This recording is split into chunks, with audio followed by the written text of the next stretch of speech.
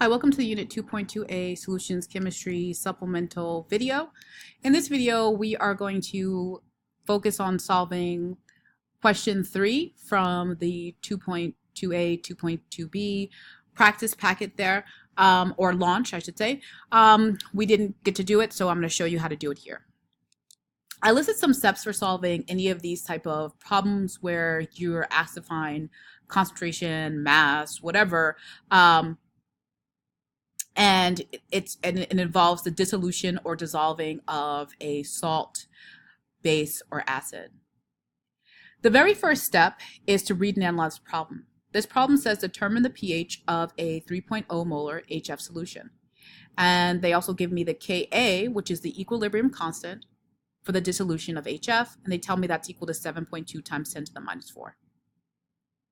So I've read the problem, and now for the analysis. For the analysis, I need to identify what I am given and what I am asked to find. So let's start off with the first thing, which is I'm asked to find the pH. Well, what do I know about pH?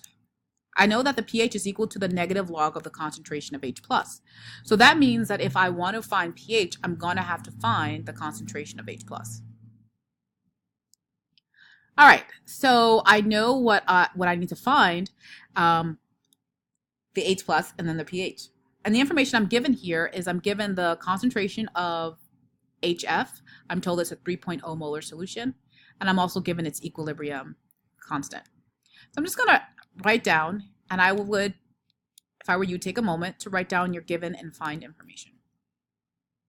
You can do this directly on your launch paper, or maybe you need more room and do it on a separate sheet of paper.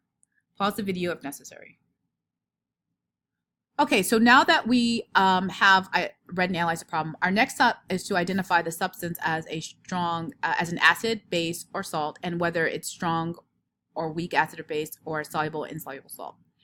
Before we get into doing that, I want to explain why it's important to do it. It's important to do that for the next two steps. Step 3 and step 4 will depend on what our substance is.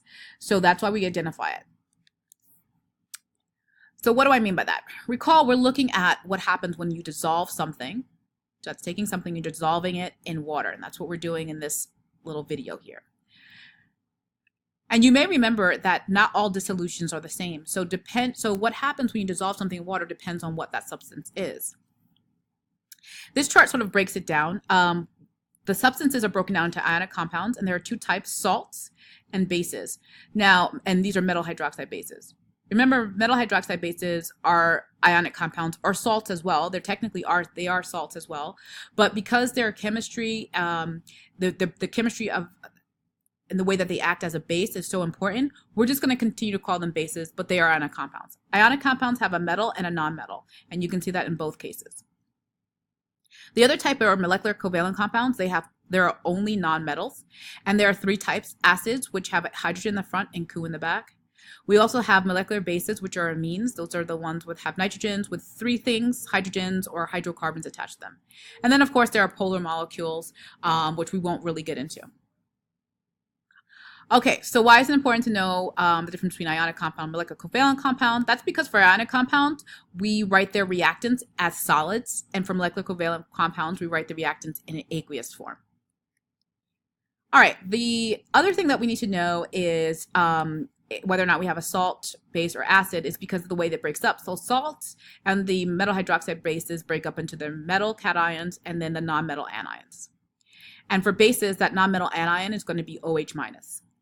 For acids, when they break apart, it breaks apart into H plus and the anion. So this hydrogen for HCl, the first one, will be broken off as H plus, and then whatever's left over, Cl minus. And here for the Cu, acid here, this will break off, this hydrogen breaks off as H plus, and then the rest will be our CH3OO minus. Okay, last thing, we need to know if it's strong or weak, soluble or insoluble, because if we have a soluble salt and a strong metal hydroxide base, as in the case of NaCl and NaOH, we use a single arrow. If we have an insoluble salt like silver chloride or a weak base like magnesium hydroxide, we use double arrows. And this double arrow just tells you that not all of it breaks apart, because so some of the silver chloride will break apart, but then some of the ions that have broken apart will reform silver chloride. It keeps going back and forth, back and forth. So if you stop the reaction, you're not going to have just only silver chloride ions. You're going to have silver chloride solid left as well. Let's move on to the molecular covalent. So if you have, for acids, which are highlighted in blue to match the blue in the table there, so you see that section is highlighted in blue and these are highlighted in blue. When you break those apart, they ionize as you would expect. HCl will split up into H plus and then Cl minus. And then the same thing for the Q as we discussed before. For the molecular bases, this is the one that's strange. Remember that NH3 can't break apart and form OH minus. So it's a base, so it should have OH minuses, but it's not going to break apart. It has to react with water. So one of your reactants is going to be H2O liquid. And all amines are weak bases, so we're going to draw double arrows for them. Okay, so all of that is to say, remember for step 2, we need to identify the substance as an acid, base, or salt and determine if it's strong, weak, soluble, or insoluble. And again, we're doing that because we need to know how to write the ionization reaction, because that's going to depend based on what we have, as we saw here. How we write it depends on what we have. And then also to pick a technique, and we'll see that later. All right, so let's look at the substance we have. We have HF. HF is an acid, we know, because it has a hydrogen in the front. But it's not on our list of strong acids, so we know it's going to be a weak acid. All right, now we're going to write the ionization reaction. That's when we break it apart in water, dissolve it in water. What happens? So because it's a weak acid, we're going to use this double arrow. Because it's an acid or a molecular compound, we use aqueous. So remember, for everything on this side, the reactants are aqueous. And the products are H plus and F minus, because remember, acids split apart into their protons and then their anions. All right, so now that we know what we have, we use the information to write an ionization reaction. The next step is to pick a technique based on the substance. So again, we said we had have a weak acid. So which technique should we use? Here are the 3 techniques that we looked at that we used for the dissolutions of compounds. The first one is mole map or stoichiometry, or if you are going from molarity to molarity, then you can use a shortcut M1V1 equals M2V2. The second is the ice table, and the third is the molar solubility. So let's take a look at for each one, when do we use it? Let's start with mole map and stoichiometry. We use that whenever we have a strong acid, strong base, or soluble salt. That means the cases wherever you drew a single arrow for the dissolution reaction. And we can use this here because we know that if there's a strong acid, strong base, or a soluble salt, that all of it is going to break apart into its ions. So we don't have to question how much has broken apart. So we can use mole map and stoichiometry. All right, so now what do we do for weak acids, weak bases, or insoluble salts? If you have a case where you have something that's weak, or a weak acid or weak base, we're going to use the ice table, but it's only for weak amine bases. And that's because, remember, for the amines will fit under a molecular covalent compound, so they're aqueous. And the same thing with a weak acid, they're also aqueous, like the acetic acid here is aqueous, and NH3 is aqueous. So the reactants have to be in aqueous form in order for you to use the ice table. So weak acid and a weak amine base, which is an amine. If you have a case where you have an insoluble salt or a weak base, which is a metal hydroxide, then you're going to use the molar solubility. And why is that? If we go back here, we see that we use that molar solubility for anything that is whose reactant is written in as a solid. So remember, the ionic compounds, whether it's salts or bases, are always written their reactants are written as solid. And if it's weak, it will still be a solid. So we're going to use this one, molar solubility. So molar solubilities are for the weak solids, and ice are for the weak aqueous. Okay, so now that we have that, the technique we're going to use here, since we have a weak acid, we're going to use the ice table. So now the question is, well, how do we use the ice table? For the ice table, what we're going to do is we're going to set it up where we have one column for each species in the reactant. So one for the reactant, because we only have one reactant, and then one for each product. So one column for each thing, and then we're going to have 3 rows, I, C, E, where I stands for the initial C stands for change, and E stands for equilibrium on the end. So what I mean is here where we put the initial amount of HF, here we would put the initial amount of H plus, and here we put the initial amount of F minus. In the very last box here, we would put the equilibrium or the F or the amount of F minus we have at the end of the reaction. And I'm using N loosely here. Okay, so with that being said, the initial amount we have for HF, we're told we have 3.0 molar, so we're starting off with 3.0 molar HF, and I'm going to put that here.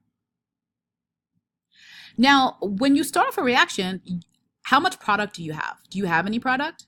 No, so that means the initial amount of H plus and F minus are going to be 0. Now let's look at the change. For the change, we need to consider what happens to each thing if we're going to increase or decrease the amount we have. So during a reaction, the reactants decrease, so we definitely should have a change that has a minus sign. And the amount it decreases will depend on the coefficient. The coefficient right now is 1, so we're going to use the variable minus 1x. We don't know how much it changes, so that's why we have to use the variable x, but we know it's going to decrease, so that's where the minus sign comes from. And because the coefficient here is 1, it's going to be minus 1x. Now for the products, during a reaction, the amount of products increase, so it's definitely going to be plus. So each of these should be plus something, and the coefficients are 1 and 1, so it's going to be plus x for each one. Now let's move on to the equilibrium or end. To get that, what you're going to do is you're going to combine the initial and change. So technically, for HF, the equilibrium should be 3 minus x. But since x is so small compared to the 3 molar we start off with, we can say it's approximately equal to 3 molar. So usually for these, whenever you have a very small Ka value, the initial and the equilibrium for the reactants are going to be the same value. So both are 3 molar. For H and F minus, we have 0 plus x, so that will give us x here. And the same thing here, 0 plus x will give us x. So now that we have our equilibrium or end values, that's what we're going to be focusing on. We're going to use this information to help us solve for the concentration of H plus. And essentially what we're looking for is we're looking for this value. Okay, so the next thing I need to do is I need to write down the K expression. Remember, it's for equilibrium, it's products over concentration of products over reactants. So that's what I have here. I took the balanced equation and then I wrote down the Ka.